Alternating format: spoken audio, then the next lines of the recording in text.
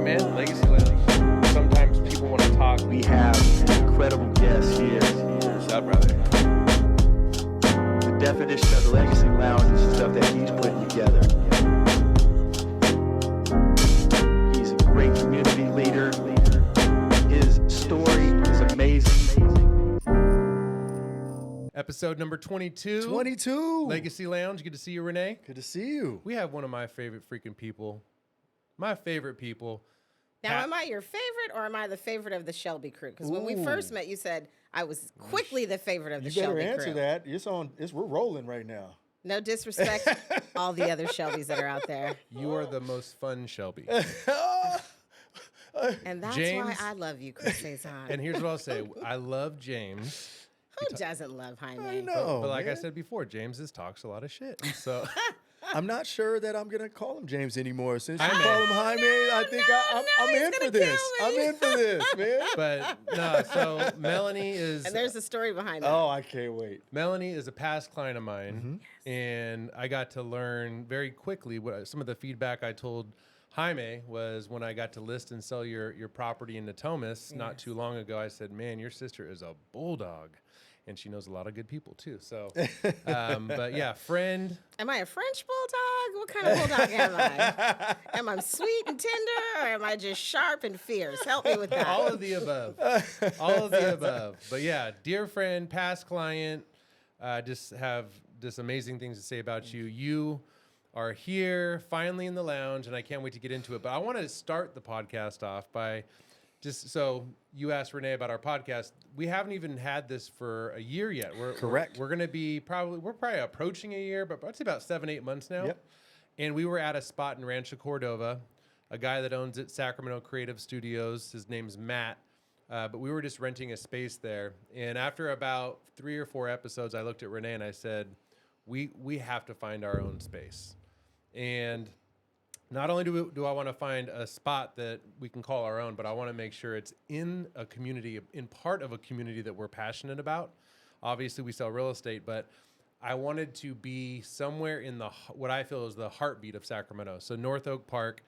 Tell us a little bit about your history with this neighborhood where we're at. We're on the corner of Broadway in North Oak Park, the Triangle. But tell us a little about the history. Please kick it off.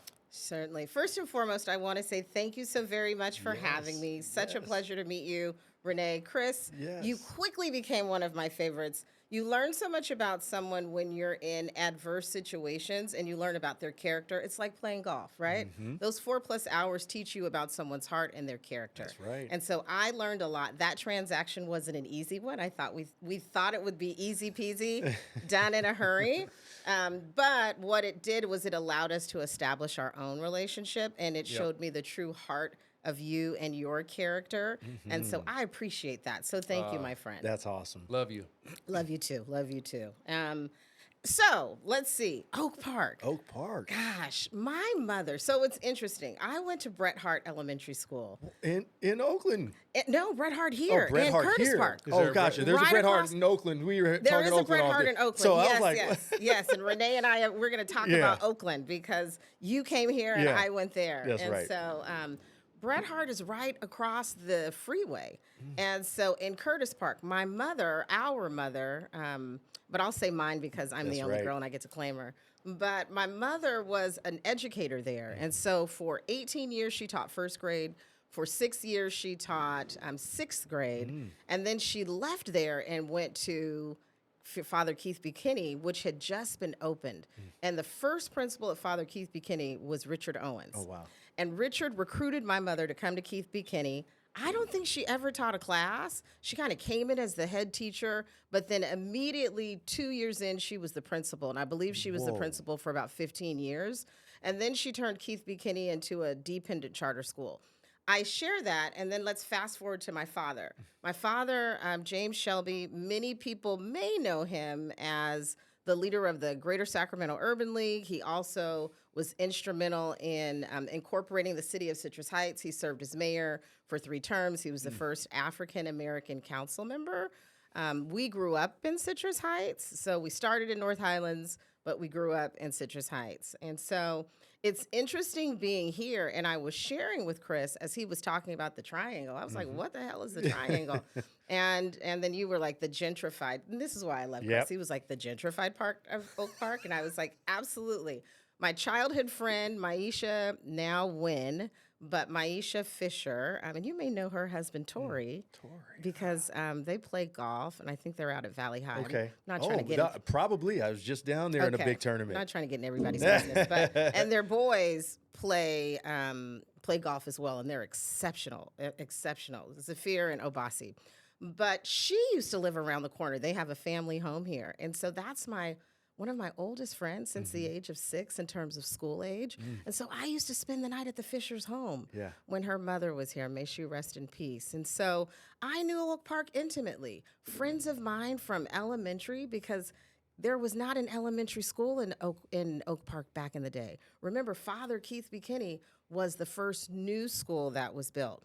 So where we're sitting here, across is where the old, and if I have my history accurate, across is where the old Sacramento Urban League used to be. My father sat on the board of the Sacramento Urban League that's crazy. when he worked at SMUD prior to becoming the president and CEO of the Sacramento Urban League. And I believe they used to convene out of Nathaniel Colley's law office, who was one of the first Black attorneys here in the city of Sacramento. Then my dad moved down the street, and he moved into an office building that we were talking about, Cloyce and Sheila Dickerson. Sheila's maiden name is DeRusso. Her father at that point in time was running the UC Davis Medical Center. And so our fathers came together in partnership in terms of economic development and job training. And so the Urban League moved into UC Davis's site for 5 years before they built the beautiful building that sits in Del Paso Heights on Marysville Boulevard. So when I say that I'm coming home, I'm literally coming home. This feels like a full circle moment. And then I used to get my hair braided upstairs. Come on. And then Mama Rose is around the corner. She's got, if you're here, you got to go and see her. Underground Books is where real books get featured and highlighted. So there it is. That's amazing. Just got schooled on some history. That's right amazing. Wow. I've been gone for 27 years. And so to come home in this iteration of me is pretty exciting. Oh, man. So walk us through, really just want to talk pre-tequila and kind of let us know what you were up to with your career before you took on this passion project. And obviously I want to hear how this even started, but kind of walk us through a little bit of what you were doing before this. Sure. So I'm a recovering lobbyist. I, started working professionally before there were child labor laws. I spent 25 years as a lobbyist. Wow. So I spent 10 years as a corporate energy lobbyist, and I spent 15 years owning my own lobbying firm. Wow. And so I was in Washington, D.C. lobbying as well for a company headquartered in California. And I came back and I lobbied in San Francisco doing regulatory work as well as doing local public affairs work, and then here in Sacramento as well.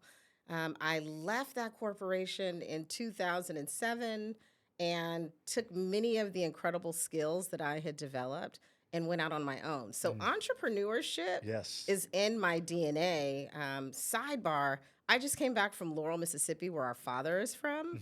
And before our parents connected, we never met our paternal grandparents. And so they were deceased before Murdy and James ever got together. And so my uncle, who's right below my father, he was like, you being a spirit owner is really yet another full circle moment because your grandfather was a bootlegger. And so the fact that you get to sell liquor legally is really a tremendous testament to what was in your spirit and foundation. And, Roy Shelby had a 4th grade education, but whatever you needed, he was the person that you went to.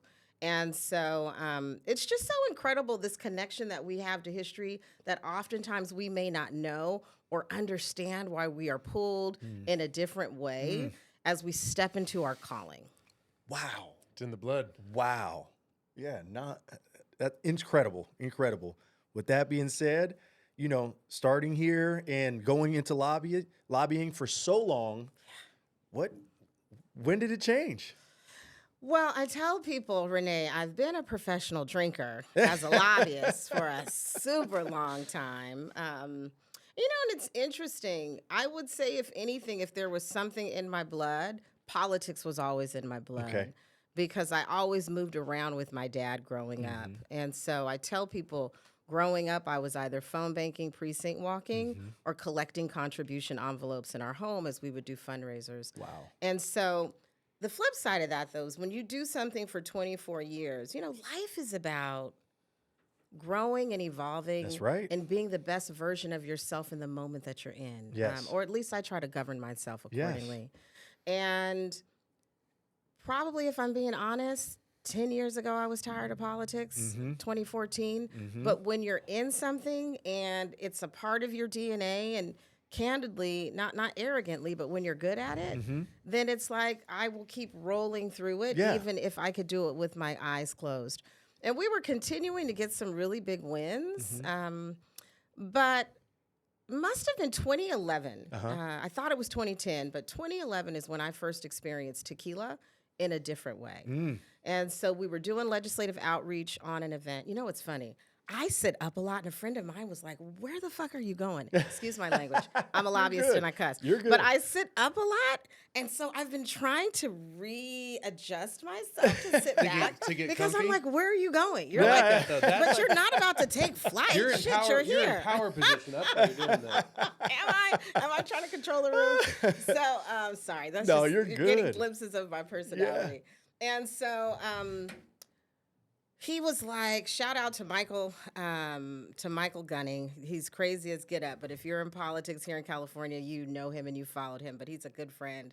And so Gunning was like, we're going to go and debrief. We got a bill signed into law by that governor, and we were doing a debrief because we had done outreach that day.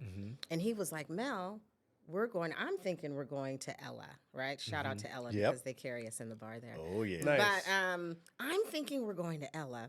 And he's like, we're going to this place called Mayuel. And I'm like, Mayuel? Yes. I'm like, that's a Mexican restaurant. Are we drinking Mexican wine? And he was like, no, we're drinking tequila. And I was like, now we're cool, but you can't know me like that. And I was like, I hadn't had tequila since I was at UCLA some 15 plus years ago. And it was me. This is prior to 2011. Yep. And it was me and the porcelain god. So I had, when you wake up and you're like, Lord, if you let me live, I will never do that again. And then you do it again. By the way, I feel like when you literally talk to so many people, that's like everybody's story. Yeah. At first with tequila. Yeah. And which is unfortunate and disrespectful to Mexican culture because there are so many amazing tequilas that are out there. It is. It's kind of like Cinco de Mayo. We've got a lot of misinformation, right? Because Cinco de Mayo was all around the Battle of Puebla. And it's really Mexican Independence Day that we should be around here celebrating and loving and enjoying. But we'll get into that a little later. And so he was like, no, Mel, you sip out of a champagne flute. I've always been a little extra. Yeah. And so I was like, okay, I'm here for it. And that was the first time I experienced Blanco, Reposado, Añejo, and Extra Añejo. And something literally pierced my soul. I can't even explain it. But I knew tequila and I would have a long-standing relationship. I did not realize that tequila would be my livelihood, but I knew that we would be in partnership. And literally for the last almost 15 years now, tequila has been a part of every personal and professional thing that I have done. I got hooked. Amazing. I got hooked. And I sipped Extra Añejo out of a champagne flute solidly for 10 years. People who know me and know when I was introduced, they know me as the person who was always trying to convince them to sip tequila out of a champagne flute. Damn. Wow. Oh, Now, my goodness. you said something. You said, it's a shame, for the Mexican people that are making all this good tequila. When I mentioned that a lot of people's, usually their first stories with tequila line up with, drinking too much, probably shitty tequila. Because there's a lot of bad tequila out there. I'm just gonna go on record. You look like when I said that you're kind of like, I want to get your thoughts on that. But Okay. I think my personal thoughts and where I see it the most, and this is unfortunately, I see it the most in restaurants. Restaurants happen to just carry a lot of shitty tequila. I was at a restaurant in Seattle when we were there in Seattle recently. Super nice restaurant, but they were carrying about 4 to 5 different tequilas there. Casamigos, Don Julio, 1942. People don't understand, but 1942 is trash. It might have used to be good, but I'm about shaking in affirmation to this conversation. I'm not endorsing or denying. Yeah. it. yeah. So I guess That's a political mail, right? So I guess my question to you, I would not just say this, but I don't think I've tasted a better Blanco tequila in my entire life than this tequila, which tells me a couple things.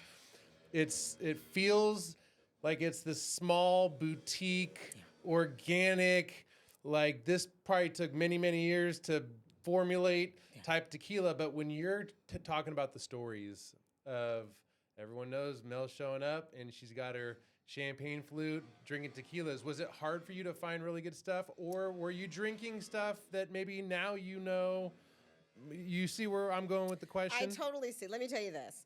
For 10 years, because, I it's kind of like politics, right? When you run for office, you never share your competitor. Yeah. And I will say this. Tequila's like shoes in the sense that there are so many different tequilas out there. There are so many different shoes. You might like Converse. I may like Nike. You may like something else, Rene. And so we all have our preferences. Yep. That's the first thing. The second thing, when I say in terms of not understanding agave spirits, because I'm going to take it outside of the realm of tequila and I'm going to talk about agave spirits and its relationship in terms of the country of Mexico. It wasn't until I started moving around Mexico with essentially my level 2 tequila sommelier. That's what I call her. She's really called a maestra tequiliera, because she's a woman. We moved around Jalisco in 2021, and there's a little story about that, but I'm gonna come back to that.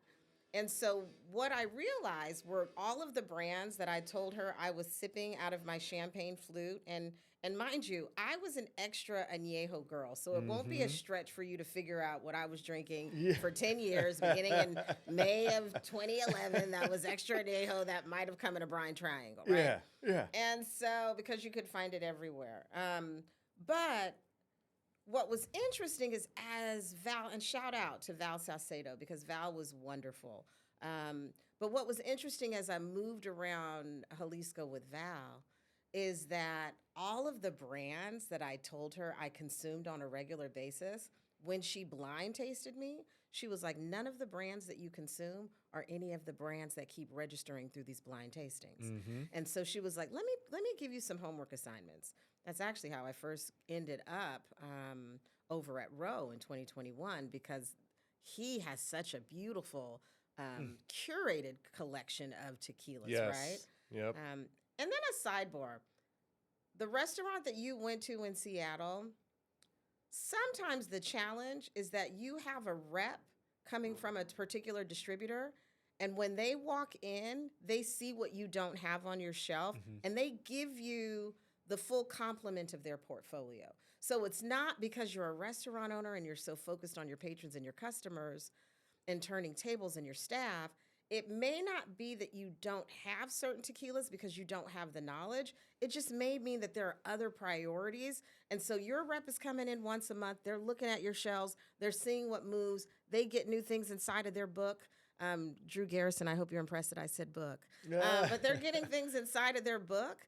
And then they're just saying, hey, Rene, try this. Hey, Chris, try that. And so that is sometimes the piece. There's also big restaurants that all they care about is money and profit. I'm just being as real as I can be. Capitalism makes the world go round. That's Hell, right. I like to eat. But like, shout out, we're hearing, the people can't hear this on the podcast because we have really good equipment, but downstairs, that construction that you're hearing is the construction they're getting ready. They're probably like 3 weeks away from opening up Oaxaca.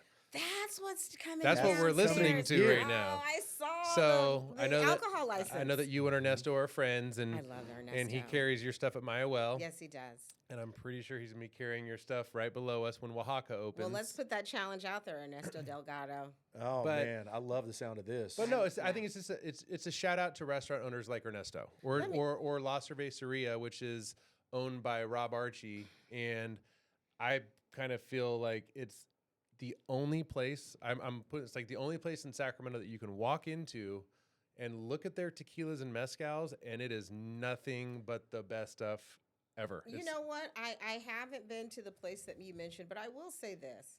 Being home during the pandemic created a great deal, and I know you all had Lance on and you were talking about content, but it created a great deal of opportunity for content and education. Yep. And in that content and education, we began to really understand and learn about additive-free Yes. and additives. Yes. And I say that from the standpoint because I sipped for 10 years and did not understand the delineation of the two. I started traveling. Quick, just kind of bridge to this conversation. 2020 hits. My lobbying firm, we were representing professional sports, stadiums and arenas, food and beverage concessionaires and airports. Airports, water, soda. Thank God that people were still drinking non-alcoholic beverages because my business was literally obliterated within a 90-day time frame. Wow. I lost 85% of my business in that time frame. And you know, it's interesting. I used to tell people, if you came out of the pandemic the way that you went in, I'm a person of faith. Yes. And I tend to honor God, but I believe that people should embrace something grander in this universe that's greater than you, no matter who or you may call that. Yep. But for me, it's God and it's Jesus Christ. So that's me and my faith. But and I remember thinking to myself, God, what is this lesson that you're trying to teach me, right? Because as a person of faith, I've had a number of significant challenges in my professional walk and in my personal walk. And so I know the guiding force that faith has been for me. Yeah. And what I realized, I was talking to a friend who's a fellow entrepreneur, and I was like, oh my God, my business, this is crazy, 90 days. I have people who work with me. I don't know how, you plan for a rainy day and you don't realize it's going to be torrential. Couple that with, I really was kind of exhausted by politics. Yeah. Politics is a blood sport. Yes. And Yes. it takes a lot out of you. And when you do it the right way and you build relationships, it can leave you depleted. And I was depleted. My cup was depleted. And so he was like, Mel, we're entrepreneurs. Literally, people hire you to fix, build, and connect. Yeah. And I was like, yeah. He was like, and so that's what you need to go do and stop feeling sorry for yourself. And I remember leaving that conversation. I was like, yeah, that's bullshit. Your business is growing. Mine is not. But after I stopped having a pity party for myself, and it took me a good week, 2 weeks, I began to say, all right, God, what is it that you have for me in this moment? Yeah. And what I realized is I'd spent 25 years building everybody but myself, which is why I think self-care is so critical. When you can't be good to anybody unless you're good to yourself first. And for 25 years, I had neglected myself. Oh, wow. That's a long time. Wow.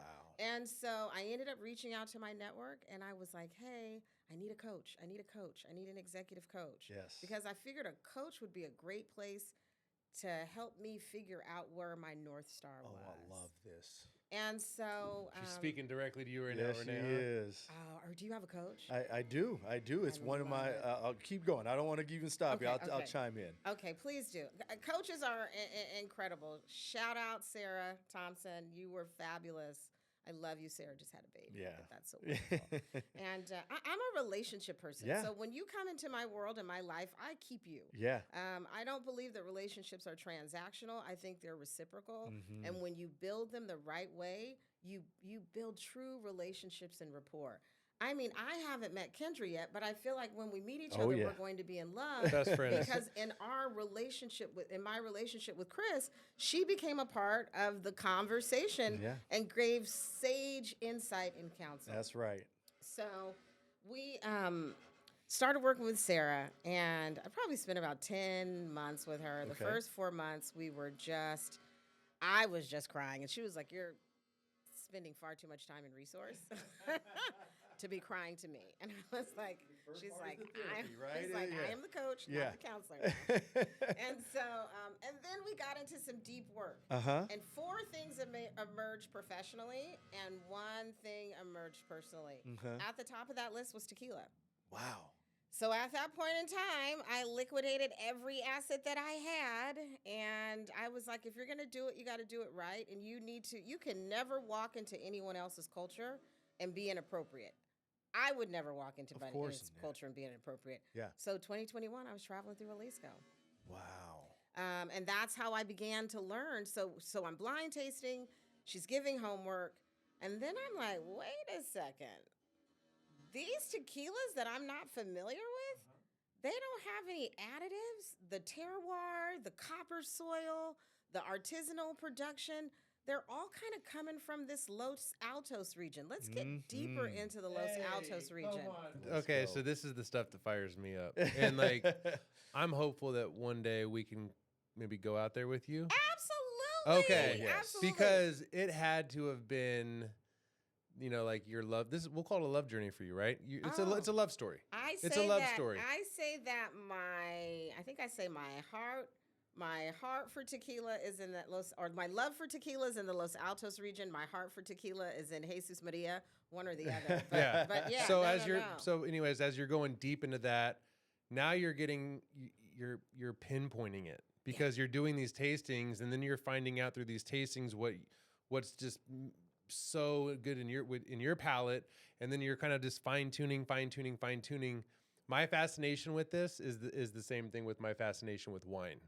You know what I mean? It's like wine is good, but wine starts getting really good when you get to visit the soil it's grown on. That's right. And now you're like graduating from, hey, one day I was drinking wine that I bought at Rayleigh's, to now I'm drinking wine that was only 500 barrels or 500 cases were produced. Made by this master distiller at this distillery. All of those things. So I'm with you on your journey, and listening to this, it must have just been, and still is obviously, but just so special for you. I'm still a novice, right? And I have a brand on market, and there's still so much for me to learn. What I realized in that moment, and this kind of comes back to the people not really understanding the beauty of agave. I knew that if I was bringing a brand to market, I needed to use my time to educate, right? I needed to use my energy to amplify culture. I needed to use my platform to really bring a product to light that was distinctive. And actually, that's really sort of the 3 underpinnings: culture, education, and distinction. And so that's what I want people to experience when they drink Enelalma. I love that. Did you know that going when you were doing your research? Like that is a groundwork of trying to put together something special. Did you know that going into it, and that's what you were looking for? Or as you were going through this process, those 3 things that you were aiming for came to light? You know, that's an interesting question, Rene. I knew aspects of it. Yeah. So I have my first real sip, right? Like in the words of Jay-Z, allow me to reintroduce myself. Yeah. I love gospel music, and then I love hip hop. I go from like ratchet to Jesus in a minute. It's so funny. That's and great. So that September, we ended up doing a tasting at my parents' home for my birthday. Oh, wait, of yours? Of 2011. No, 2011. So I first sipped in May of 2011. End up doing a tasting at my parents' home with some friends in September of 2011 with the gentleman who had curated that experience at my UL that my client had attended. And it was at that experience that I was introduced to a brand called Mi Agave, family-owned, at that point in time, family-owned boutique brand. Yeah. And the daughter joined us and started talking about her family's journey to production.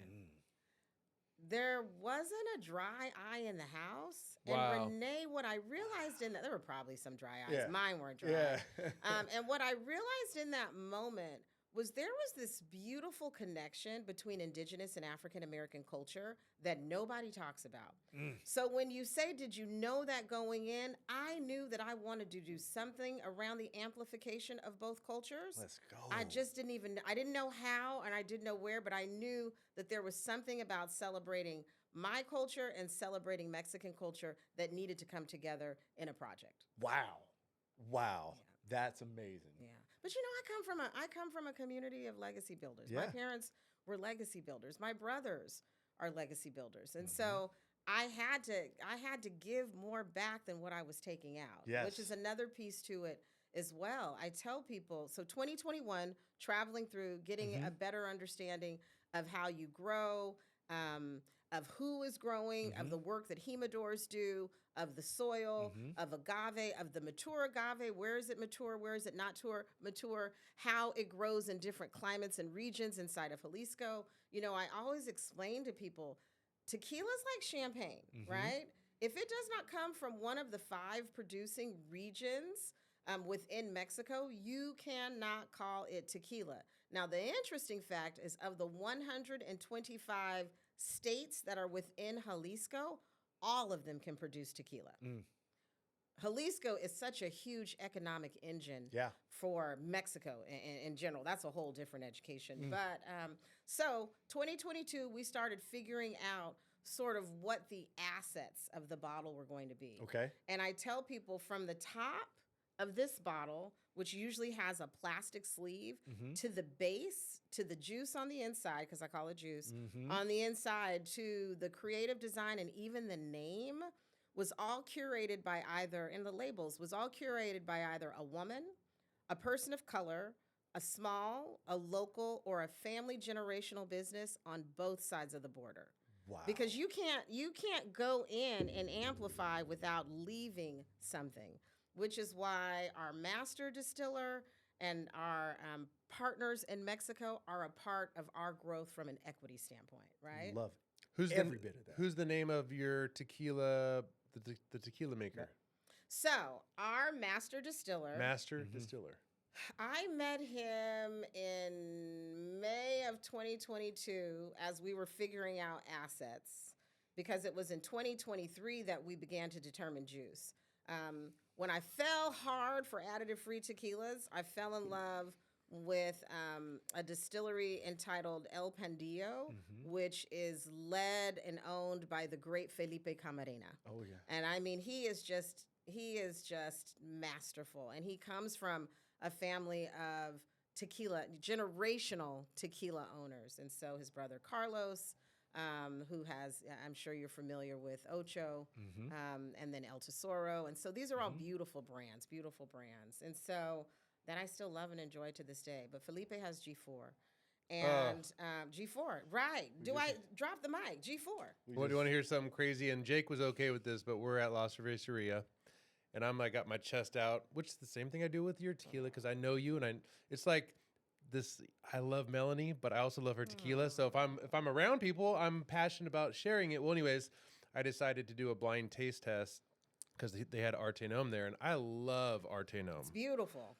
But the G4 Repo G4 is off the chain. is on a whole nother Off the chain. You incredible. introduced I'm it to not me playing with last repos. Sunday. You Yeah, introduced it to me last Sunday. Yeah, we brought so- we had tacos. We had Cinco de Mayo tacos at Rene's house, and he had some Ocho there.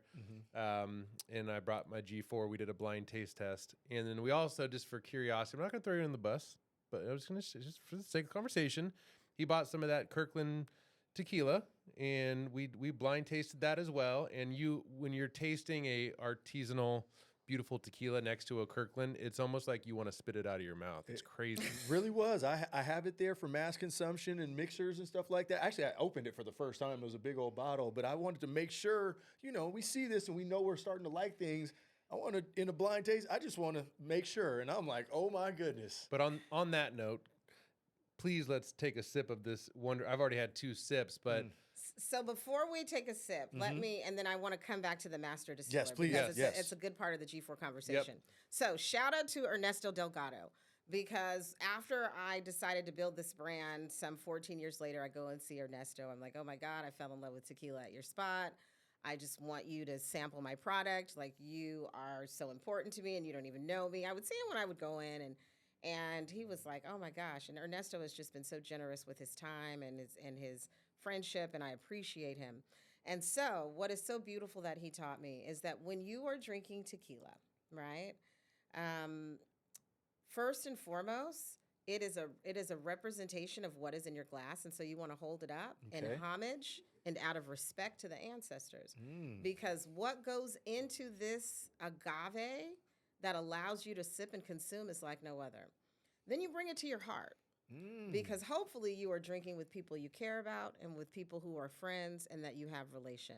And then when you click it to the side and you want that bell sound because that solidifies the Wow. beauty of the moment, right? Amazing. But after about 3 or 4 of these, you might not remember all that. So- And so then I tell people when I sip, I first just kind of smell. I compare this to a single estate vineyard Cabernet, right? Mhm. You'll notice I poured and I opened up because the more Yes. you allow it to open, the better the bouquets are because it takes on all these different complexities. Shout out Oscar Vasquez. You did your thing with this. And then I just let it kind of kiss my lips because I want to prepare my mouth for the experience. And then I go in for a full sip. Would you mind if I poured a tiny bit, just a tiny bit for Nate? I would love that. So, and it's funny about the opening up because I love the smells, and I smelled it first. I didn't taste And it you first. know what that is, right? Cooked agave. Yeah, yeah. Cooked I mean, agave. I'm just saying, but it did open up a little bit from the first smell to where it was there. Wow. And then I have another little fun trick for you. Let me see. If you want to know if you're drinking an additive-free tequila, Uh-huh. because now everyone wants to say they're additive-free. Pour a little in your hand and rub your hands together. Once your hands dry, if it is not a sticky experience, that's how you know this is additive-free. If it's not sticky. Yes. Because there's nothing that they've added to it to enhance the flavor or the taste. That's wild. And it goes away. It dries quickly. Look at that. Look at that. Now that's amazing. Oh, That's my how you know goodness. you're. And shout out to Oscar Vasquez, who was our master distiller, because he taught me that. And so we were talking about G4. I met him there, and Oscar became a free agent in November of 2022 after spending 12 years at that celebrated distillery. I have been working with Oscar now since December of 2022. So your distiller that's making your Our tequila, master distiller. your master distiller was making G4 tequila. Worked with the master Wow. for 12 years. I want to jump Worked back for him to for I want 12 years. I want to jump back to the Los Altos because that's the region that this agave is grown. Is that correct? Correct. So when you were doing your tastings, your blind tastings, and when you were out there in the neck of it, that was Isn't that beautiful? was you know what you know So you know what it is, and I'm probably not the best at saying this, but the second it hits my mouth, I have a taste, obviously, but man, after I swallow it, then the taste just gets so much just You get a little. So it's interesting when you drink wine. People are like blah blah blah blah blah blah. And I'm a champagne Cabernet girl. Yeah. That's probably what I'm gonna do next. Yes. But because I'm still learning. But the journey that I've had to getting to market has been a difficult one, Yeah. and I want to talk about that too. Yes. And so, so I don't tell people this is what you're supposed to taste. This is what you're Of course. supposed to experience. Everyone's palate is different. Definitely. But what I do say is for my palate, when I taste this with my palate, what I experience is a little citrus and spice. Mm-hmm. Cooked agave, if I could figure out how to bag cooked agave and bring it to the States, I would. One of the best things that I love to do at the distillery, and our distillery partner is Peña Blanca. On the back of your bottle, there's a 4-digit gnome, and oftentimes people want to know where you came from. We are their first U.S. export tequila ever. My understanding is in a month, they will be announcing other brands that have moved over to them because they've been pleased and excited by the expression that we released. So I think that's a testament to Perfidio and his partner at Peña Blanca, to Oscar and his brilliance of what he can do with water, air, and time, TIME, in the artisanal process. I'm just the connector that connected us up. That's wow. Oh my goodness. So your palate was because you were tasting when you were doing those blind tastings. You were tasting tequilas from all different regions, correct? Yes, my level, I called her my level 2 tequila guide. She level 2 tequila som. She was very versed in tequilas, and so she had me tasting from everywhere because she wanted to pinpoint 2 regions that we would really dig deep into.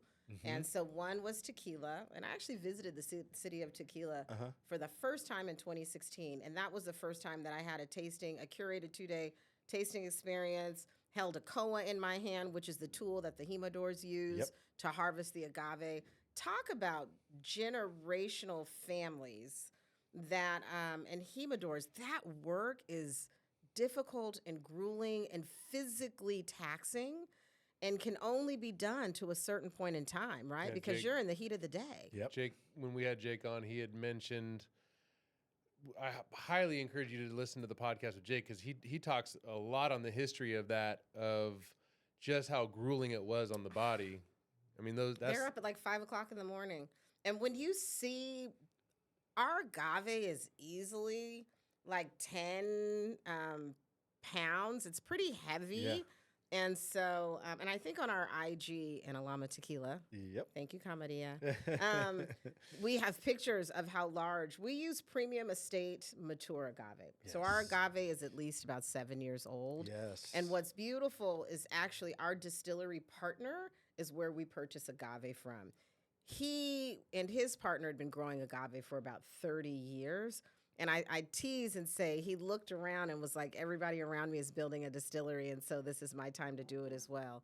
But and so we're really fortunate that the farmer who harvests and farms this beautiful spirit is also the distillery that the production goes through.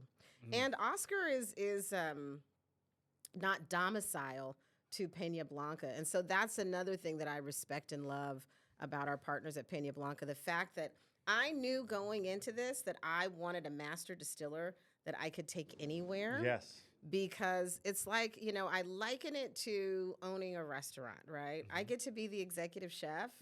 I get to be the owner, but I get to find an amazing executive chef that's going to run that kitchen. But then we also need to be in a wonderful and incredible building Yeah. because, you want to make sure that it has the right bones so that you can operate from fully. And so that's why I always say we're a team. Even on our bottle, you'll notice that we amplify and celebrate the story of our distiller and our master distiller because we really are a trio. There's no way I could do this without them. Love it. Amazing. So you were in tequila and then did those tastings. Then you ended up doing a Los Altos tasting, and that's when you knew, okay, this is it. I knew it was it. Admittedly, I love G4. I think G4 is amazing. It's still a part of my portfolio now. And That's in Los Altos as well? Yes. Well, yes, it is. It is. It is in the Los Altos region. Los Altos is also called the Highlands region. So it's high. You know what? You are about 75 miles east of Guadalajara. Okay. 75 miles east of Guadalajara. Side note, I would live in Guadalajara in a heartbeat. It's such a beautiful, Mexico is beautiful. And I explain to people, if you've limited your travel to Mexico, to the beaches and the coast, you have no idea how the pulse of the country is moving. Yeah. Yep. Yeah.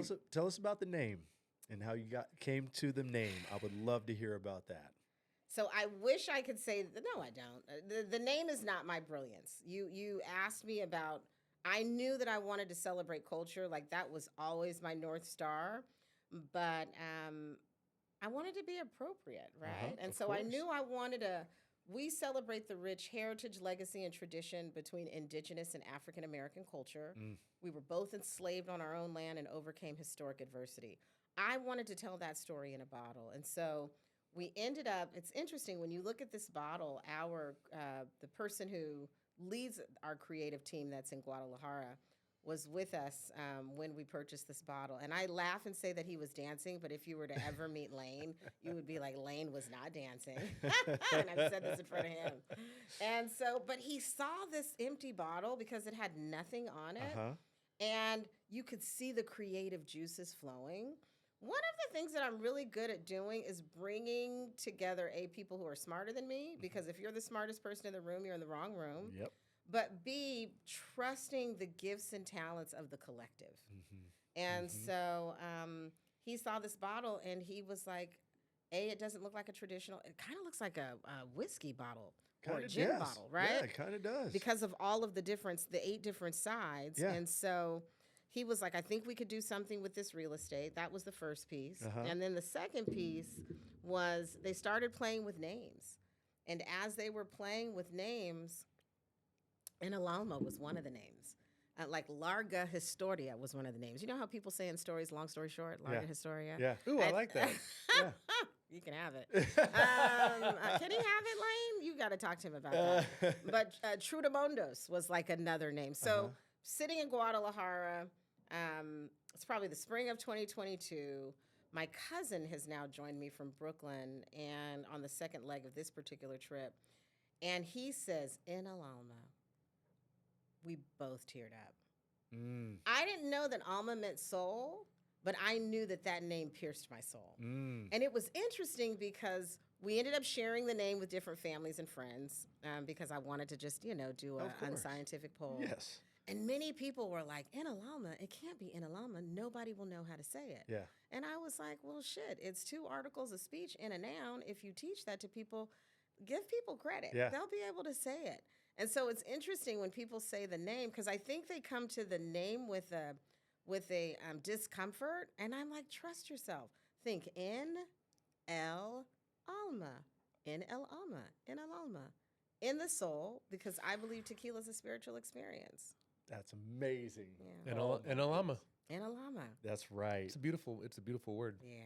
And so the team put that together. And then the other piece that I like to share is I was a storyteller for 25 years. And so I wanted that story told on the bottle when I was thinking about what my lane would be, because you've had a lot of prestige, super premium, ultra premium tequilas hit the market, right? And when I thought about it, you have iconic bottles where people see the bottle. You know that bottle that has the bell on top. You know that bottle that looks like a triangle. When you see it from a distance, you know what experience you're in for. Flip side of it is when I said G4, you guys high-fived, right? Yep. You literally high-fived. Because Ocho, Arte Gnome, Fortaleza, Siete Leguas, you know what I mean? These are all beautiful, beautiful El Tesoro. These are all beautiful tequilas. They're not really tripping off their marketing because they're focused on people who sip and understand what it means to have their experience in the bottle. Thank you. And so a light bulb went out, right? Went off. And I was like, imagine having a beautifully curated bottle with equally as exceptional additive-free juice inside and then pulling that whole brand story together. There it is. There it is. Yeah. Oh, my goodness. So walk us through now. It's on the market. It's here. You have a distribution company? Are you doing that on your own? Well, it's interesting. We had a distributor, and we are in the process of seeking new distribution. So it's interesting. You all are 7, and we are 5. And so we came to the market January 16th of this year. One of the things that we knew was that we wanted to introduce ourselves to people. And so since that time, we've moved 100 cases. I would say 65 to 70% of those cases have been moved via direct to consumer. So if you go to our website and you click on shop here at enelalmatequila.com, you can buy from us. We are a part of a network, and we respect the 3-tier alcohol system. Yep. So I want to be very Of clear course. on that, ABC. And so we sell to our distributor sells to the retailer, and the retailer is the one who is fulfilling those customer orders for those 600 plus bottles that have been moved over the last 4 months online. And that's who is fulfilling that order, and we outline that. I know my attorney at Morgan Lewis is like, all right, Melanie. Karen is like, make sure that shit is real clear. And so they fulfill those orders. And with this partner that we have, they have the opportunity to touch 46 states, which is wonderful. And so Our suggested retail is $95 for the 750 and $375 for and $66 for the 375. And what's interesting is we entered the prestige market and people are always saying, for a Blanco, like you came, but you have to understand, I was sipping at that point. So if nobody bought this, I knew I would have some good stuff to sip for the next 20 years. Yeah. But also, many new brands that are independently owned don't come in at the prestige level. I know the partners that we have. I know the brilliance of our master distiller. I'm confident about the design of this bottle. I'm confident about the juice that is in this bottle and the exceptional experience that you have. And so why would we bring that down to satisfy a market?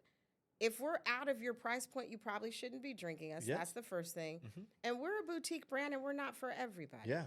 Yeah. But if you taste it, oh my goodness. And I know a lot of people don't go for the Blanco. I'm selfishly so happy with this because that's actually what I lean towards. And so you filled the perfect void for me. And I'm just excited to share it with everybody that I can around. I want to apologize to you on record. And I don't apologize to Rene a lot on record. He's a little wiser than me. And I'll say that. He just is.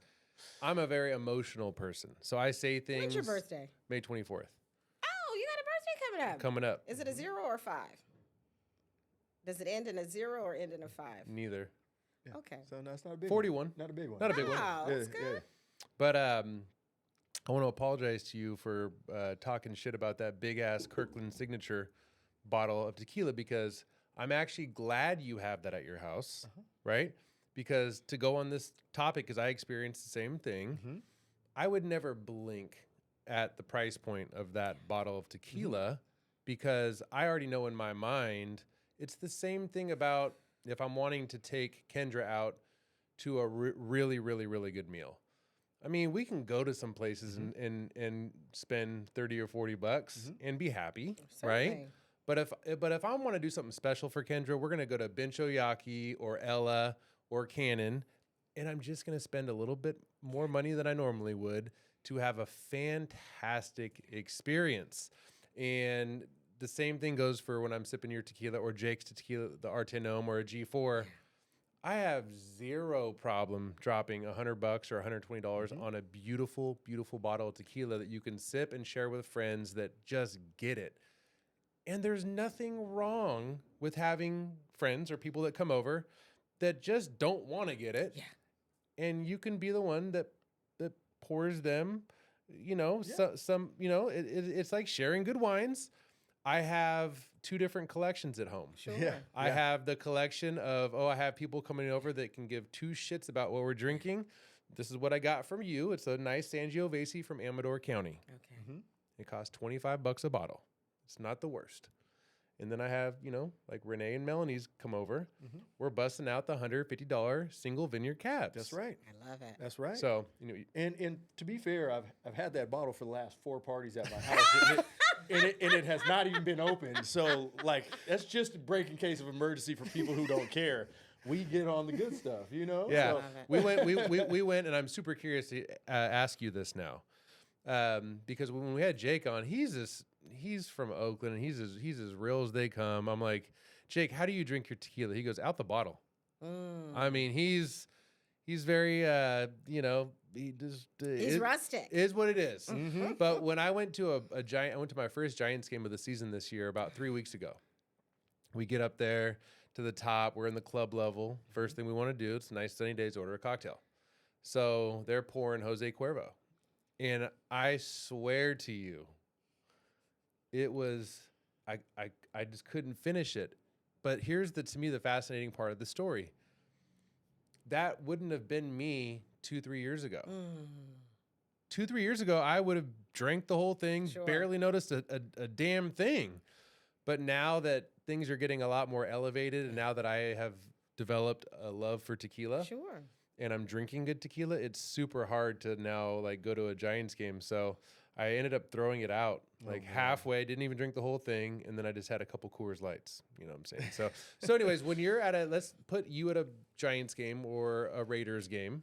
Probably Or be at an A's game. okay, A's game. Oh, this is They're coming to You Sac. my Oh. friend. okay. You have to remember. So when Rene came to Sac, I moved to the Bay. That's and right. so I moved to Oakland.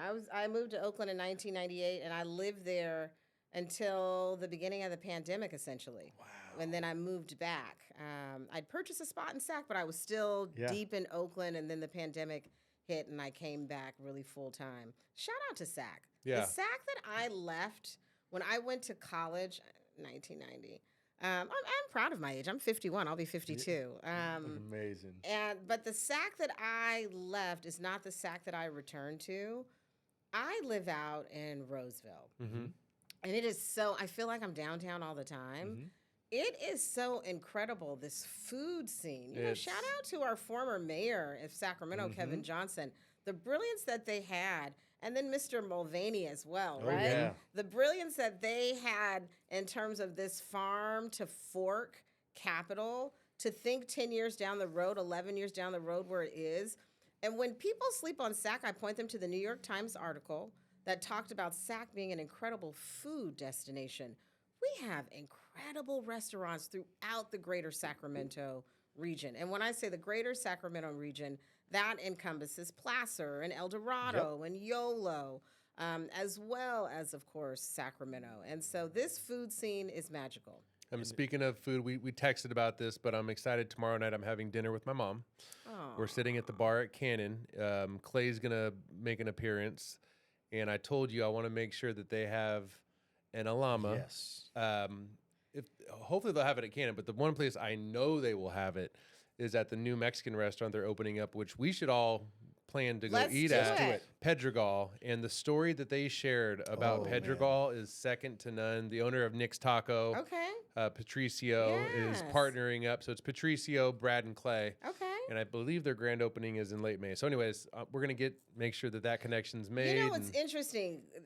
Clay has had Enelalma and has given me rave reviews. But I know Clay is super busy and we haven't connected. So I feel confident that I'm going to be a part of the program at Cannon.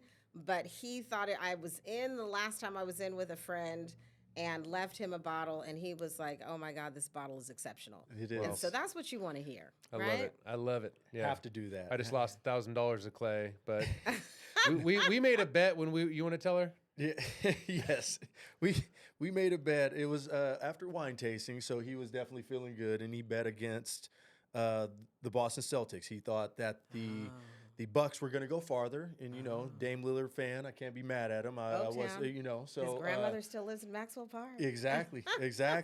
So that bet didn't go over very well. However, it sounds like it might turn out okay because he doesn't just have to give him $1,000. He gets to go spend $1,000 at Cannon, and I think I need to drop in on that. I was so happy. I was like, I texted him. I'm like, Thank you. Clay, I got your $1,000. It's a lot of money. I can't believe I make stupid bets like this. He's like, no, you're gonna spend $1,000. It'll be us. We're gonna be drinking fine wine. So, Love it. Love it. man, it was pretty awesome. So, Cannon's menu is just.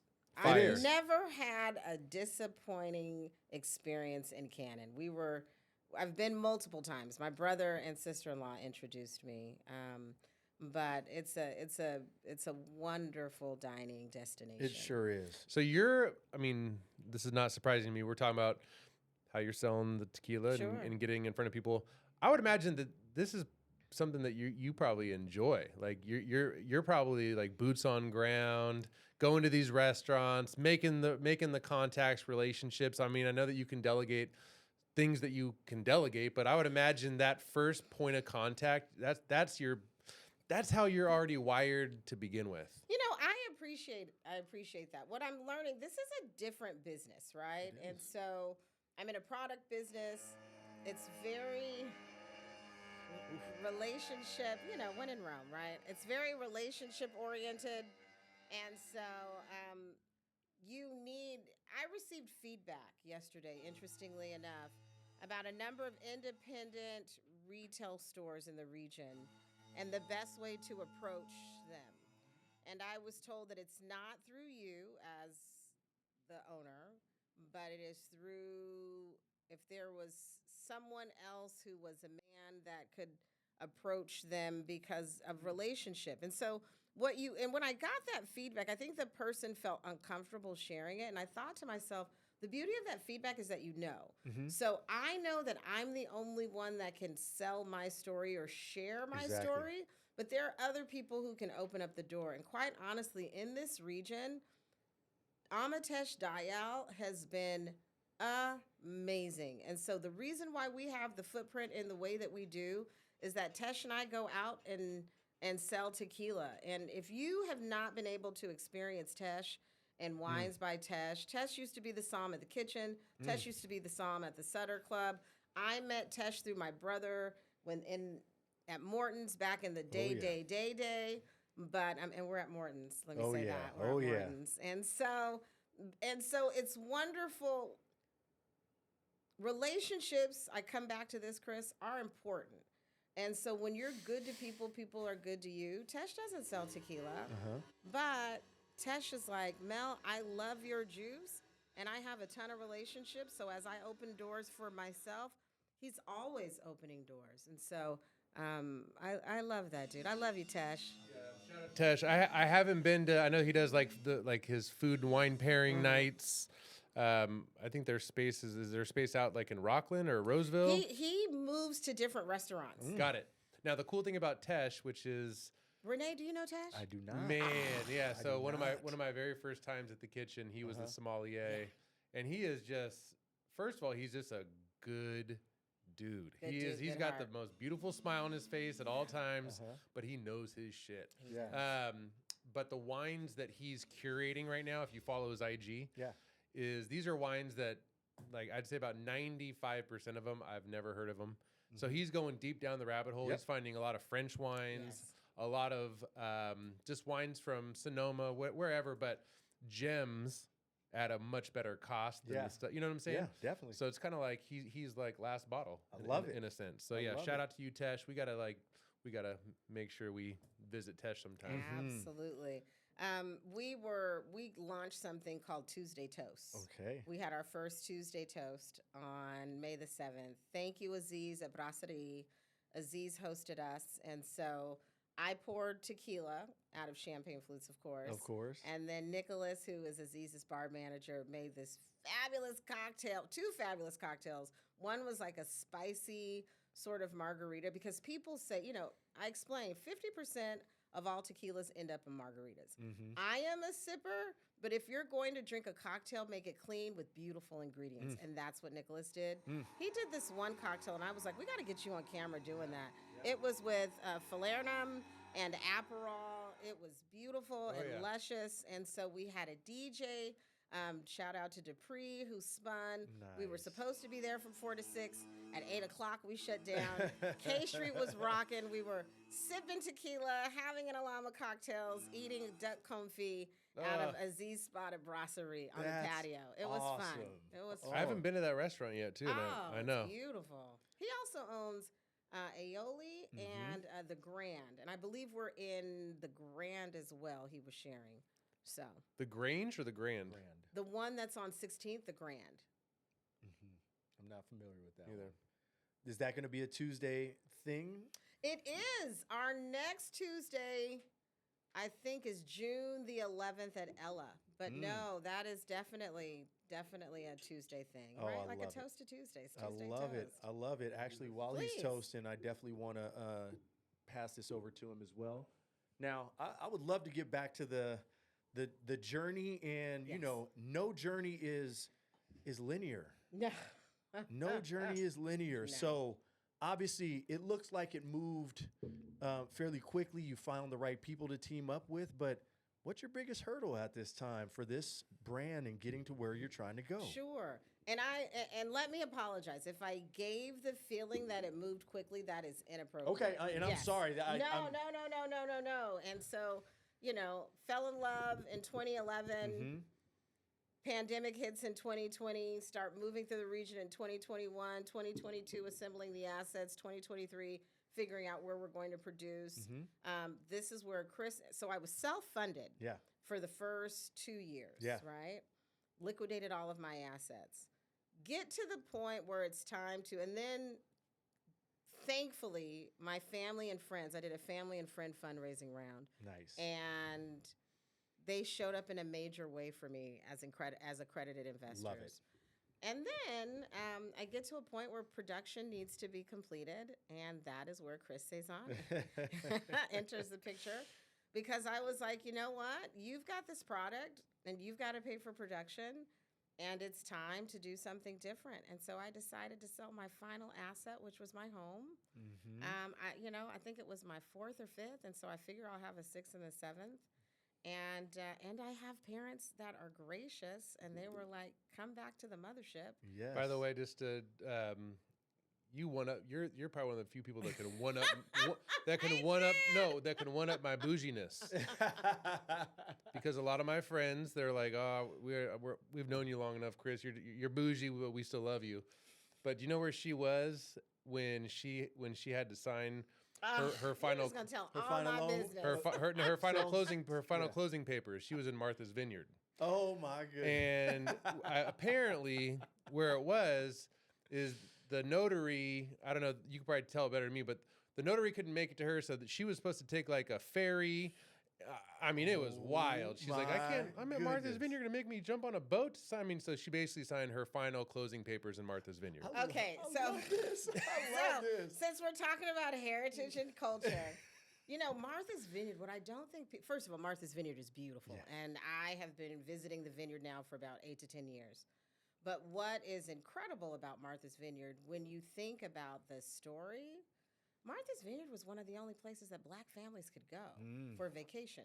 So you have this green book, right, which is outlining where you can and cannot go. Martha's Vineyard, Sag Harbor, Virginia Beach. Those were some of the only places on the East Coast that Black families could vacation. Wow. Adam Clayton Powell is the congressman, and he kind of returns to Martha's Vineyard. My understanding is the vineyard is where Malcolm and Martin first actually met and connected in No person. way. And so the history of the vineyard and what makes it so beautiful is that you have the opportunity to see Black families on vacation. So Wow. it is beautiful. Now, the Kennedys did have a compound on Martha's Vineyard. The Obamas have a compound on Martha's Vineyard. But it's such a beautiful island, and there are so many enclaves to the island. Yeah. So, and yes, we did have a bit of an issue in terms of my signing. But when you're a part of the Cezanne family, they figure it out on your behalf, and you go from there. What a sweet story, man. She sells her property, which basically was the last piece to the puzzle was it. to go to production. And now we're sipping the juice of that production. Through Chris, I got to follow that journey because he was sharing it with me, and it's so cool to see all that come to fruition and us being here right now. Yeah. Thank you. I mean, it is. I wish I could say that, in terms of the experience, there weren't highs and lows. I still experience highs and lows. Of course. And quite honest, I'm a transparent person. It was interesting, and Chris knows this. Originally, I was not comfortable with sharing with people that I was selling my home to pay for production. Yeah. Because we're taught different things in terms of assets. Yeah.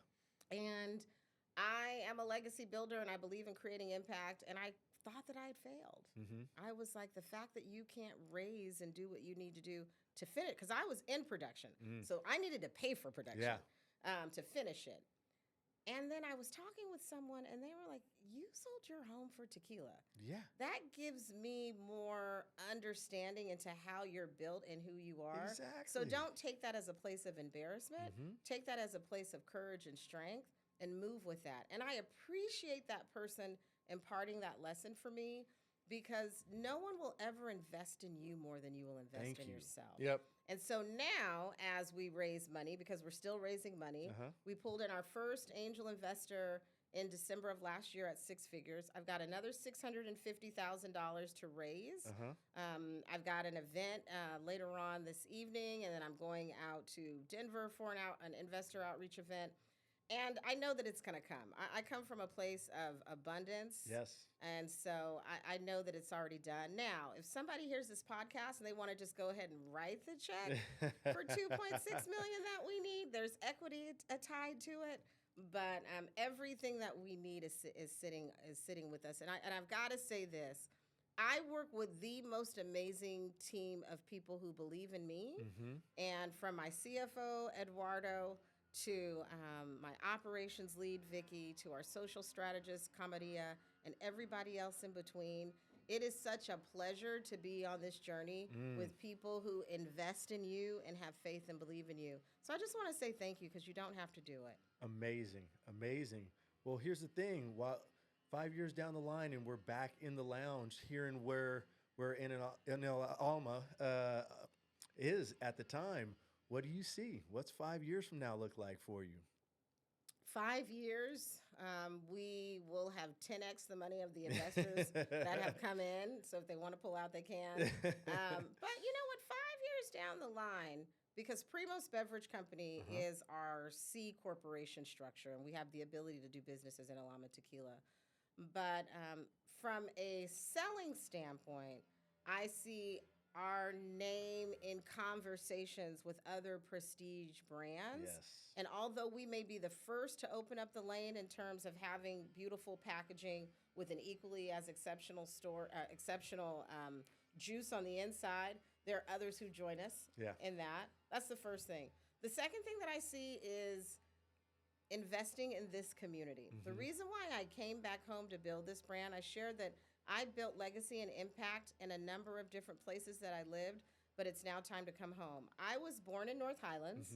We moved to Citrus Heights right before my 8th birthday. And so my older brother, Marcus, shout out, Marcus Shelby, amazing composer, artistic director, used to play hoop at Highlands back in the day when they were 33-0, won the state championship. But I grew up in North Highlands. I have the opportunity to live in Roseville right now. And then we were in Citrus Heights for the balance of my childhood. My community is suffering. Yeah. And when I drive through North Highlands and I drive down Watt Avenue, I'm disappointed by the lack of investment that's been made there. So 5 years from now, we have built our corporate headquarters somewhere in the corridor that encompasses the North Highlands community. Wow. We are hiring from within this community because at this point in time, we will see ourselves in at least 25 to 28 different states. So we will need people from marketing, we will need people from promotions, we will need people from operations. And so we have the opportunity to hire within.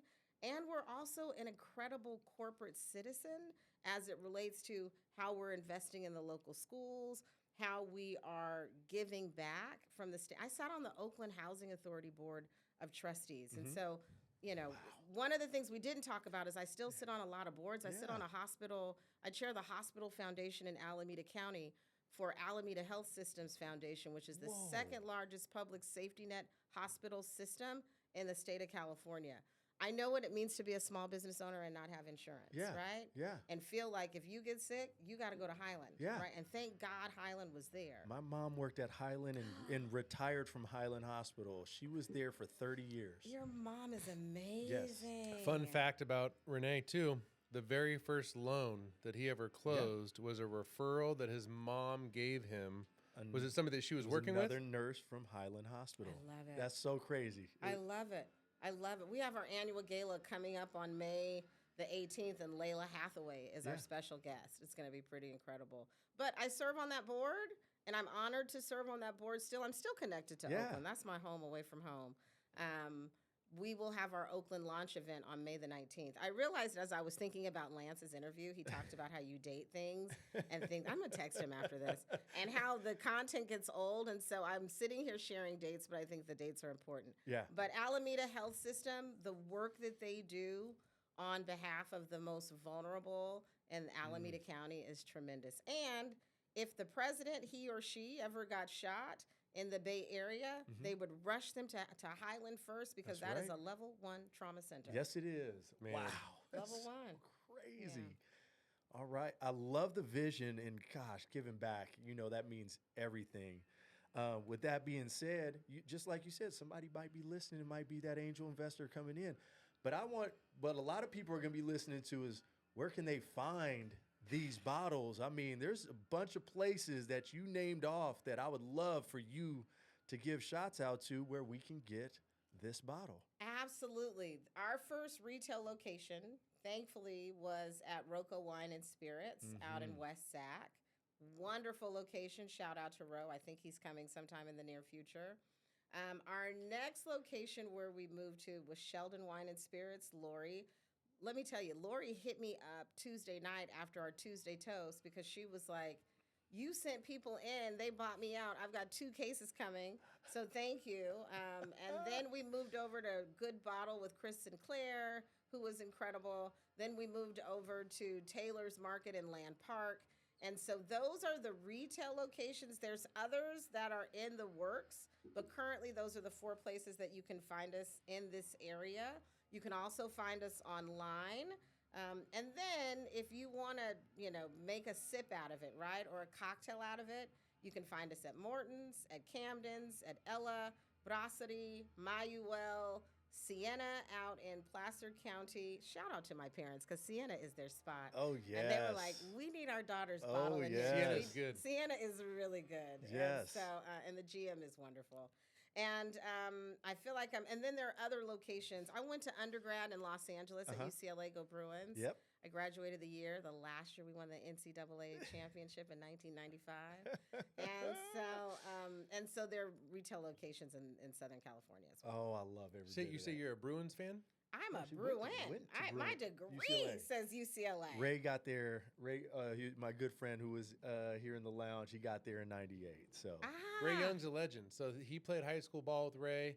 And Ray even told me, he's like, no, Renee's a legend. So, no, he's a very humble dude, but Where did you play? I know that you So played I just college came up ball. to Sac State. So that's why I came to Sacramento in '98. So when he went down to UCLA, my center went to University of San Francisco. Our other teammate, Matt Barnes, was down at UCLA, was with them and Okay. everything like but that. he was more of a prestigious high school player than college player. The reason being sure. is because the older that he got, Well, he the went to long I know the he older went to school. but the older he got, the longer the shorts were and the baggier they were.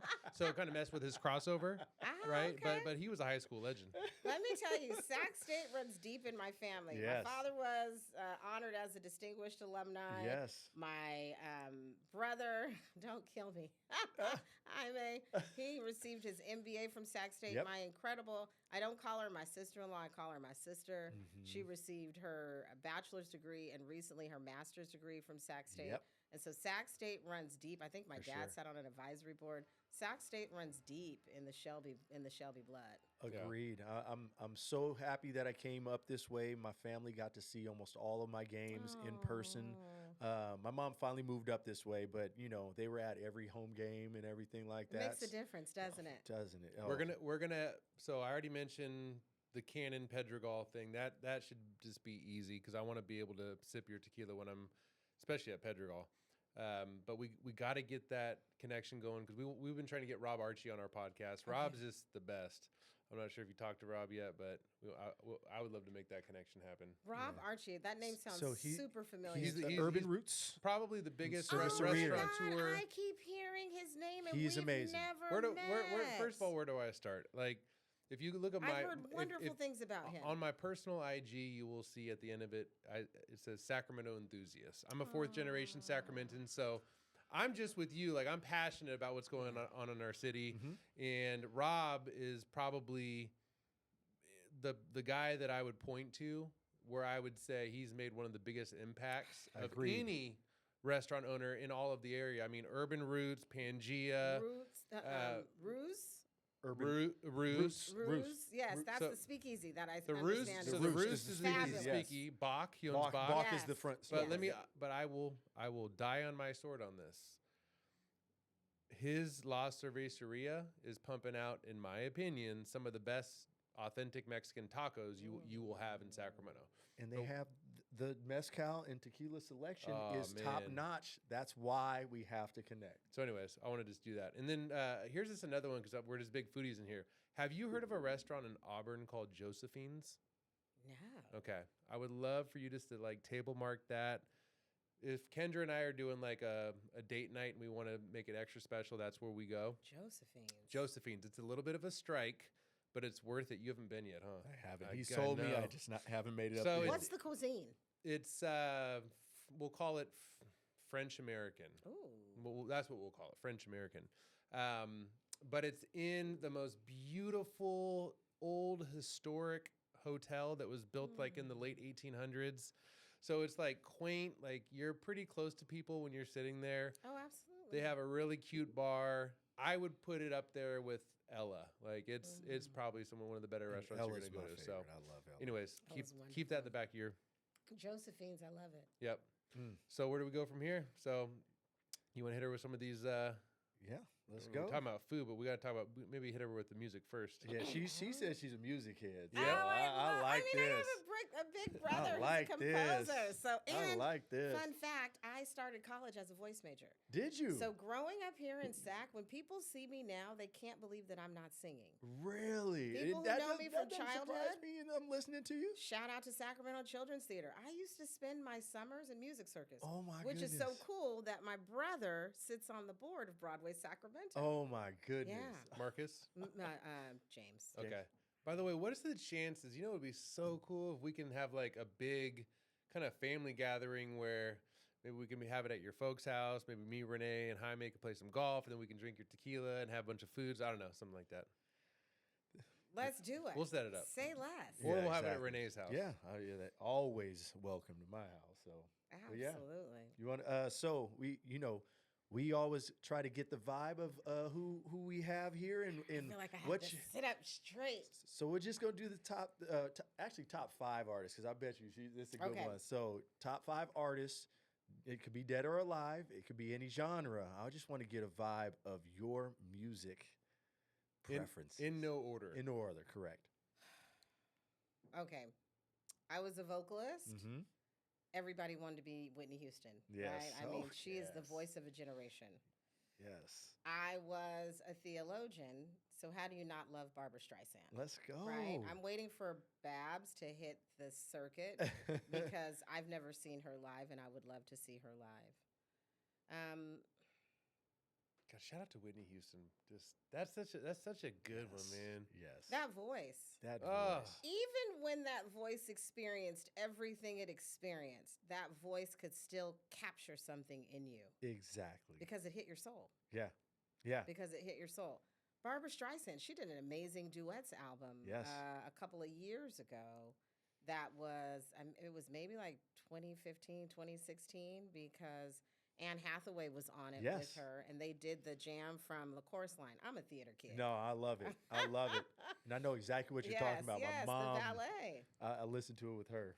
Let's see. So, Whitney, Barbara Streisand, you got to say Stevie Wonder. Oh, yeah. Because My heart. Stevie is one of the last legends. And when you think about it, my favorite Stevie Wonder album is Talking Book, which was made in the year that I was born, 1972. That is, 38, 43 minutes of just political empowerment. Yes. Yes. Your name is Big Brother. Yes.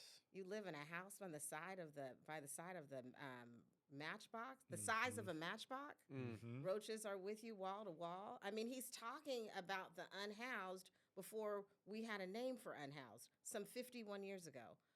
Amazing. Let's see. Frank Sinatra. Yes. You know, he did this album called Duet.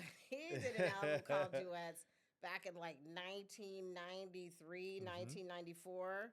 And it was beautiful. It was before Natalie Cole came out with the Unforgettable album, which was wonderful homage to her father. Yes. But, you know, it showed us you didn't have to be in the same place, right? And so that was an incredible, and he did Duets 1 and he did Duets 2. Let's see, this last one. Oof. This is a great list.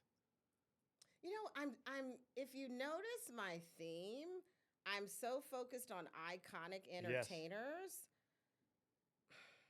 I gotta throw a little hip hop in there because 2017, when Jay-Z's 444 came out, I saw it 3 times. I saw it in, Jaime and I hosted our family in Oakland. I saw it in Miami, and I saw it in Vegas. Oh man. And so Jay, Let's go. That's a yeah. great. What a list. The beautiful That's so thing, good. And like, I've got sublists, right? Like Yeah, of course. there are other people that I could have talked to, but I could have said Sting, right? But I'm when glad you that- said the top 5, I'm glad that you brought up the 444 album because I don't feel that album gets talked about enough, and I think with like Jay-Z enthusiasts, it might make their top 3, but I think for a lot of but it was his most vulnerable album Yep. of his entire career. I mean, he I got agree really with that. vulnerable on that album. So I that was a good agree one. with that. Top 5 restaurants. Now you can have fun with this if you want. okay. This doesn't have to Can be. they still be? Do they have to still be opened? Oh gosh. No, no. hey, no. So we'll I say would- no, but what I'm saying is it doesn't have to just be in Sacramento. Okay. It's No, a no, no, bonus no. if it is, but like we know that you're well traveled. Yeah. You have the Bay Area, right? So we love hearing Bay Area stuff. I mean, I'll just say it like it is real quick. My favorite restaurants are predominantly in San Francisco or Napa. Okay. With that being said, there's some big dogs in Sacramento. But anyways, don't be shy. It can be anywhere. Oh, I didn't expect this question. Okay, let me start with a place that's closed, and it's probably been closed since about 2013, maybe 2014. And it's called Pecan.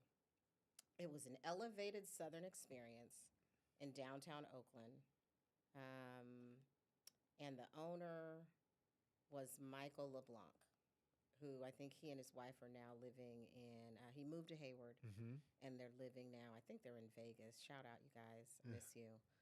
When I tell you Pecan was, it was the first time that I had fried chicken with like a truffle drizzle. And he had a fabulous bourbon list, and he had a spectacular wine list. And it was right there on the corner of, essentially, it wasn't on Broadway and Grand, but it was the other anchor on that block. Whoa. And it was spelled Pecan, P-I-C with an accent over the A-N. And it was just fabulous. Wow. It was just fabulous. And it was an institution, and it was sad to see it leave. Sad to see, and it still leaves an indelible mark on my heart because the food was that great. And I can think of so many wonderful professional and personal celebrations that transpired. Wow. Yeah. He's already there's a single tear that's about to come Seriously, from his When is because your birthday? he's a chicken connoisseur. No, he just loves chicken. January 29th, and I was born Oh, in 80. you're an Aquarius. Aries. Aqu- Okay. Aquarius. Aquarius. Aquarius, Yes. My older brother Marcus is an Aquarius. Yeah. He's February the 2nd. Yeah. And then Jaime is January the 17th. Yeah. One time I lost a bet to Rene golfing, and the You're way not that One good time, though, I'm right? not. One time. okay many times, but this particular time I bet him a 50-piece chicken wing, and man, at least I got to indulge with some of that. I literally putted it in when I was putting. I said, "I love chicken." Do And, you? yeah. And it I went do a in. very good unfried oven fried chicken. Ooh. Yeah. Ooh. You know what we turned Nate on to, and now he's like texting me. He's like, "Bro, did you know?" He's now into Gym Boys because he never knew about Gym Boys. Jim Boys is old school. Old school. Old school and fire. Oh my god. Well, for the he texts me and he goes, "Hey man, just want to let you know, for the rest of the month, the tacos are only 70 cents." Are they? It's the 70th anniversary. This Oh month? man. Oh shit! I'm going to Jim Boys. Shout Yeah. out Gym Boys. All right, so you got 4 more. I have 4 more. This is a hard one because I'm a foodie.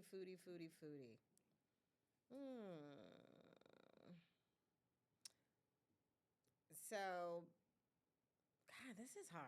Mine's like I feel like if somebody asked me that, it wouldn't be hard at all. But you celebrate food and you know all the places and everything. Half the time I get something amazing, I accidentally get there. You know? You know, I love food, but I've had so many amazing culinary experiences that for me to whittle it down, it was easy Yeah, for me to good- say good call. pecan because it invoked a memory that I Yes. that I desire and that I wish I had again. Yeah. Right. Let's see. She's trying to be politically correct because she wants to make sure that all of the places Yeah. her tequila's at. She's like, wait, why didn't you mention my restaurant? So I love a good steak experience. I may stay away from Sacramento restaurants. Yeah. I love a good steak experience. And one of my favorite steak experiences was at a place called Nine in Chicago. And it was spelled with the number 9, the numerical 9. And it was a wonderful experience that I had with my dad. We were at a conference. And so I love tequila, but then you can give me a single estate vineyard Cabernet that probably comes from an odd year. And a bone-in ribeye. I was a lobbyist, right? I love that. And a Davidoff Special Reserve R cigar, and that's like a great evening. I love everything about you, just so you know. Goodness. So 9. Oh my gosh. Just give us one more. Just You don't one give us more. 5. Get top 3 then. Oh gosh, it's Well- really hard. Top 3. I mean, I was on this kitchen obsession for a while. I mean, I 100% remember agree with we that. shut down the kitchen and did a beautiful meal for clients and curated a wine list that came with wines that were owned by Black and Latino wineries. That's amazing. And then we That's did it. You know what? amazing. Tequila. And then we did a tequila tasting in the center where my buddy, who's a telenovela star, flew in to lead the tasting for everyone. That was in 2019. Wow. Yeah. I'm about experiences. And so That's it. I'm not, and so honest, I'm not trying to be political, but I really, like, that's a good one. Can I, like, email you a list? Of you course. know? Of course. I want to give a couple of shout outs just because now they're at the top of my mind, but just please, both of you guys, if you have the opportunity. So one of them, Rene and I had the good fortune of eating at. It's located at the, oh my God, is it Four Seasons? Where's Marcus's son work? Oh, Four Seasons Brunch in Washington, D.C. is off the chain. In Calistoga. yeah, it's in Calistoga. So It's Four Seasons. yeah. Anyways, there's 2 restaurants there. One's a Michelin, but the other one you can just get into. Sure. And that's the one we went to. It's called Truss. Trust. Yeah. And they Trust probably was have fun one of the night. best burgers. TRUSS. Trust. Trust. The other one is a restaurant in St. Helena. It's only been open, I St. want Helena's so I want to cute. say, for like a year and a half. The owner is a fireman. And Kendra and I went there. Just incredible. It's just like you walk in, it feels like family style. It's not overly fancy, over the top, but incredible food, great wine. This is called Charlie's. Let me ask you this. Is it past Dean and DeLuca on 29? Do you know where Model Bakery is? Okay, so it's like right in downtown St. Helena. Okay, right in downtown. The reason why I ask, because there used to be a fabulous restaurant called Go Fish. So once you passed, what's the winery that people... Brasswood? No, not Brasswood. I was going to say it's a starter winery, but no disrespect. But people go there and they have things outside. Visa Tui. I think when you first get introduced... Visa Tui, yeah. I think when you get first introduced to wine, Visa Tui is one of the best places for you to go and have an experience. And so you're driving down Highway 29, you pass Visa Tui, you pass Dean and DeLuca, and there's a restaurant that's changed hands a bunch of times. But when I lived in Oakland, I used to literally hop in my car, roll up, and there was a place called Go Fish that was right there. That was absolutely exceptional. There's another winery when you pass Dean and DeLuca that's been there for a long time in Oak Cliff, but anyway, this restaurant has changed. It's on the left-hand side if you're heading into downtown St. Helena on 29, but you can't miss it. It's past Visa Tui, past Dean and DeLuca, past the winery that was there that I used to have a lot of wine memberships. Yes. But I don't anymore. You know, you sell your house for tequila, you need to get rid of wine memberships. I love it.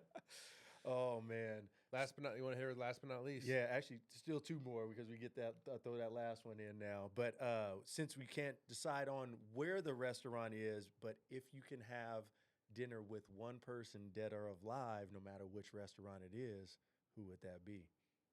It would be my grandfather. I I would Tell us about your love grandfather. to, well, that's the thing. I have very limited knowledge into him. Mom or dad's? My father's. Gotcha. My mother's parents loved us beautifully. Yeah. We were the California grandkids. Yes. And so Medea and granddaddy is what we called them. But my father's parents, my My grandfather in particular, because he was an incredible man and he did so much with very little.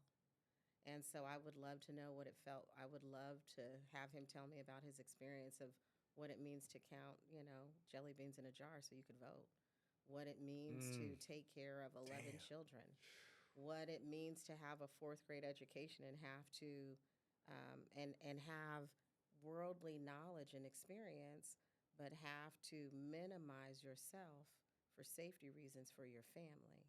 Wow. What it means to have somebody else dictate your movement because they needed you to move things and people, but you could not reveal to them the brilliance that you had because livelihood was critical and important.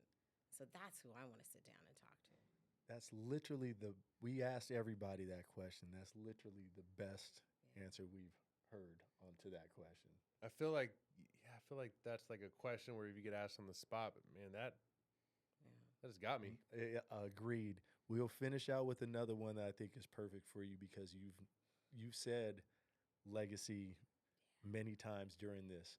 What does leaving a legacy mean to you? It's interesting. I ran from Sacramento for 27 years, if I'm being honest. Because when you grow up in a family that is so visible, and legacy literally is who they are. My mother left a legacy in education. What is so beautiful is when we're out and generations of family talk about, Miss Shelby, you were my first grade teacher. You were my grandkids or my kids' principal at Keith Beach Kinney. Mr. Shelby, the reason that I'm employed today is because the Urban League had training programs, right? The reason why I'm a firefighter today is because you sat on the fire board and diversity was important to you. And so, and then I look at what, that's my parental legacy, and I look at what my brothers are doing, right? I'm in the middle, but literally my brother James Jaime literally pours into everyone and everything around him. Yes, he does. Right?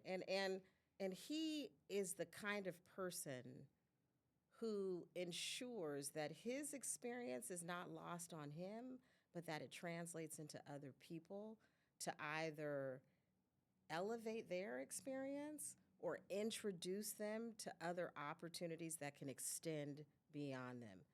That's legacy. And then I look at my older brother who does that with music, does that with education, does that with children. And so legacy, right? I'm just trying to figure out how I always tell people, life is about service and giving. And it's about service in the extent that if you're trying to follow and be Christ-like, he gave to everyone without an expectation of receiving anything in return.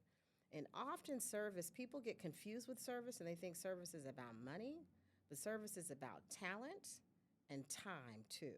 Yes, it is. And it's about giving to people who will never be able to ask, say thank you, or say please. That's legacy. Wow. That's legacy. Wow. All I got to say in final here is I'm just so appreciative to be here at this time, to see you at the baby stages. Granted, this is years and years and years of getting to this point, but I can't wait to see you in the future blowing this thing up and being able to give back just like you shared today. Thank you for being in here. And we have you on record, by the way, this podcast. It's on Spotify, Apple, that said that we can join you on a visit to Los Altos to see I want to see the distillery. I want to sip some tequila with you. Our CFO it. joined me in February for the first time, and Eduardo and I have been together now for over a year plus. He left Intel, and I went to pitch him to invest in family and friends, and we've been together ever since. And he and my brother worked together at Intel for quite some time. And so it's one thing to talk about this, but when you are standing in the distillery and you feel the generational history and the weight of it, then you realize that this is not a party drink, right? This is the livelihood of generations that you are blessed and honored to sip, drink, and enjoy.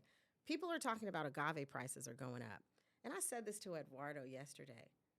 I said, and so people keep telling us agave prices are going down. They're going down. And so they're like, as you pay for agave, you should shift and change what you're paying. And what I said is, why would we do that?